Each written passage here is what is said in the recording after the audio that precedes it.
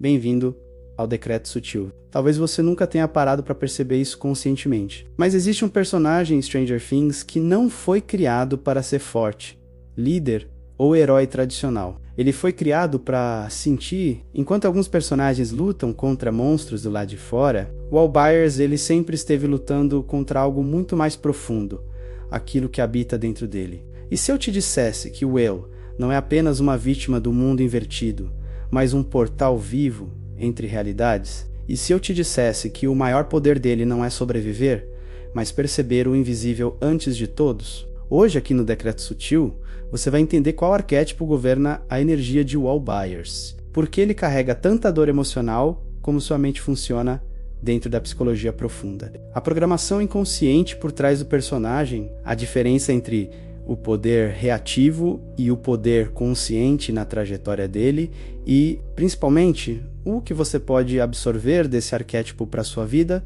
e o que deve evitar. Esse vídeo não é só sobre uma série, é sobre sensibilidade, trauma, identidade e despertar de consciência. Então fica comigo até o final, porque talvez, em algum nível, o Wall Byers também seja sobre você. O Wall Byers não foi construído para ser o centro da ação, ele foi construído para ser o centro energético da trama. Desde a primeira temporada, ele representa o diferente, o sensível, o que não se encaixa, o que sente demais em um mundo que exige dureza. Wall é a criança que observa mais do que fala, sente mais do que demonstra e percebe o clima emocional antes de qualquer um. Ele não domina o ambiente, ele é afetado por ele. E isso, dentro da psicologia profunda, não é fraqueza. É um traço arquetípico muito específico. O Wall Byers é governado pelo arquétipo do sensível conector. Esse arquétipo tem características muito claras: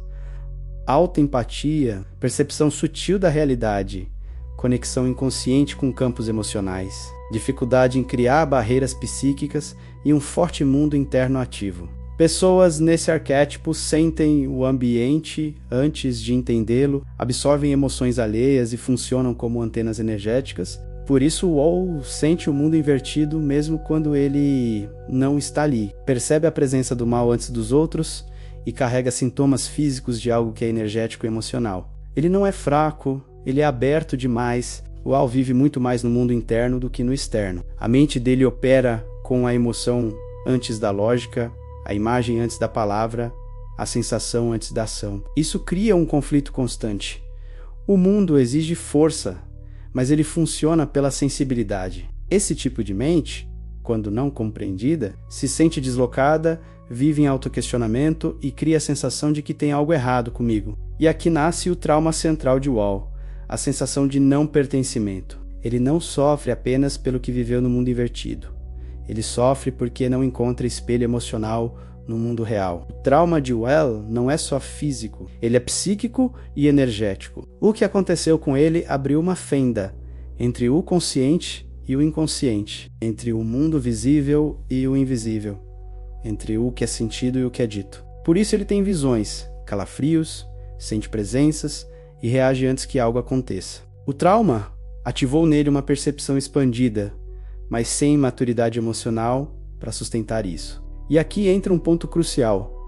Percepção sem consciência gera sofrimento. Durante boa parte da série, Wall vive no poder reativo. O que isso significa? Ele reage aos estímulos, o corpo responde antes da mente, o medo conduz às ações. Ele se vê como vítima do que sente. O poder consciente é o oposto. Você sente, mas não se identifica.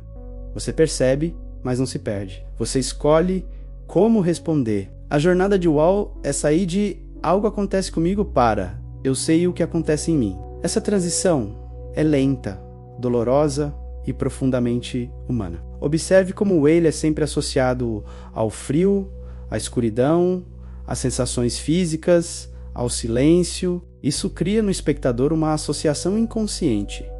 Sensibilidade é igual a vulnerabilidade. Mas a série também implanta outra mensagem.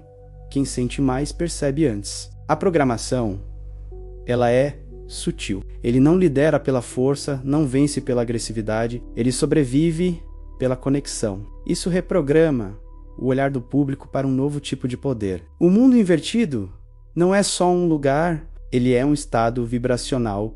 O Wall consegue acessá-lo porque sua frequência emocional é compatível. Ele vibra mais no medo e na imaginação, e sua mente não está rigidamente ancorada no racional. Em termos energéticos, onde vai sua atenção, vai sua experiência, onde vai sua emoção, vai sua realidade, o Wall não cria o caos, mas ele sintoniza com ele. Agora, trazendo isso para a vida real, o lado luminoso do arquétipo de Wall é a empatia profunda, a criatividade, a intuição aguçada e a capacidade de sentir verdades não ditas. Pessoas assim são ótimos artistas, terapeutas, criadores, visionários. Quando conscientes, elas se tornam faróis. O lado sombra é a vitimização, a fuga da realidade, o apego à dor como identidade e a dificuldade de se posicionar. Quando a sensibilidade não é integrada, ela vira prisão emocional. E o Wall vive exatamente esse dilema. Se esse conteúdo está fazendo sentido para você,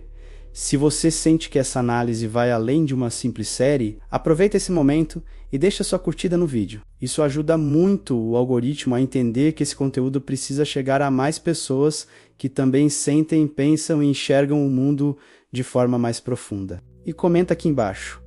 Você se identifica com o Wall em algum nível? Agora vamos continuar, porque a parte mais importante da jornada dele vem a seguir. A evolução de Wall não é barulhenta.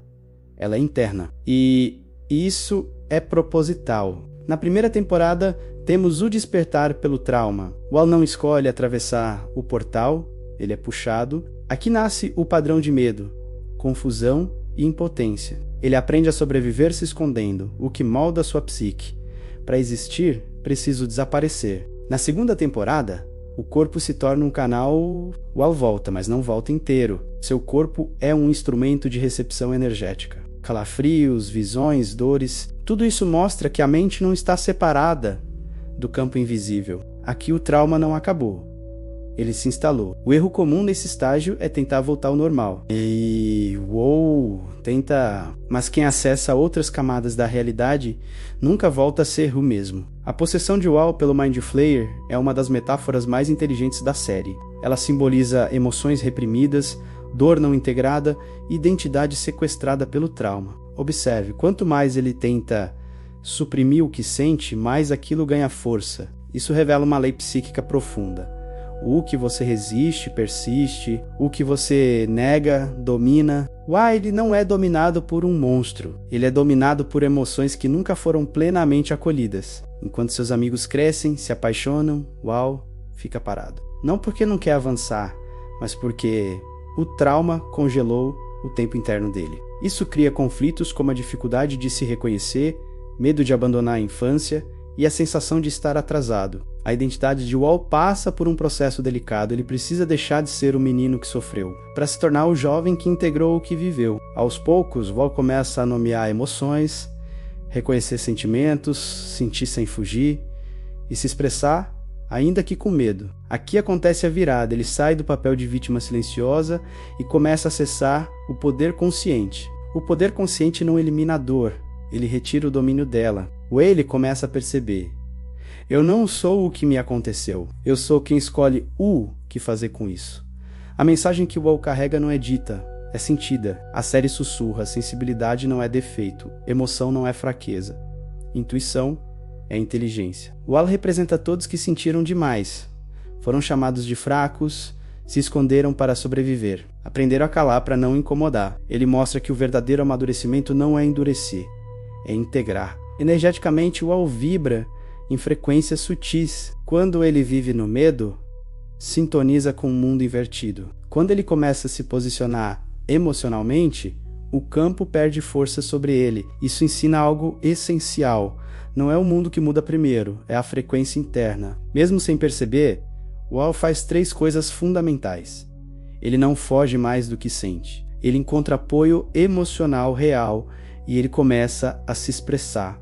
Expressar não é falar bonito, é não mentir para si mesmo. A partir disso, o trauma deixa de ser prisão e vira matéria-prima de consciência. Se você se identifica com o Wall, honre sua sensibilidade. Aprenda a criar limites energéticos.